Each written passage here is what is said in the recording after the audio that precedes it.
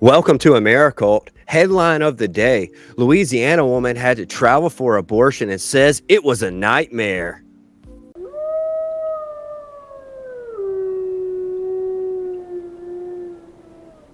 Well, the world is getting a little more grotesque, and I think this is a perfect example. Nancy Davis made national headlines this summer after she was denied an abortion at a woman's hospital in Baton Rouge, despite carrying a fetal with no brain or skull that would not survive birth. This is an interesting story. In early September, Davis, a mother of three, finally had her procedure at a Manhattan Planned Parenthood clinic.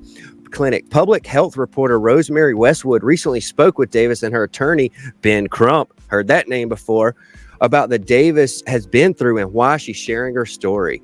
This is an interesting story. So she got denied an abortion, okay, with a condition that would follow the exemption rule. So in Louisiana, they have very few abortions that are illegal, but there's an exemption. If your child won't survive, if it's a danger to the mother, rape and incest. So there are exemptions. But this is interesting. She carried this baby for an additional 6 weeks. Why? Why didn't she just travel out of state? The doctors denied her the abortion. She didn't travel out of state. Oh, incoming Ben Crump. Where have we seen this guy before? Well, guess what? He represents several people in the black community who are ready to make a quick buck on anybody's expense. Claims himself to be a fighter for justice, but was really just trying to line those pockets.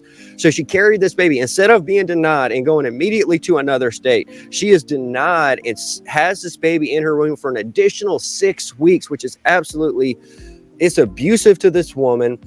Ben Crump said in an interview that he does not blame the doctors. He blames the state legislation. Well, of course he does, because he doesn't want to sue the doctors. He wants to sue the state.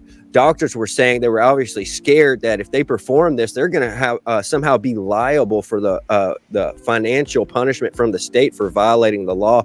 But anyone who would see this would say this woman is under the exemption law that should be provided the abortion. But guess what? That doesn't make a good political move. That doesn't get people stirred up and fired up for the 2024 and 2020 elections, but this does.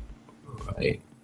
What is your take on it, Ariel? Do you think that abortion should be allowed for women who have a chance of survival with their children at 0%? Certainly not. It's a doctor's call. It is the doctor's call, absolutely. And unfortunately, these doctors were making a political statement and did not give her the right to that abortion. I think that is unjust. What do you think? Leave a comment down below. Do you think she was denied? Do you think this is something to do with a political or financial agenda? And what the hell is Ben Crump doing here?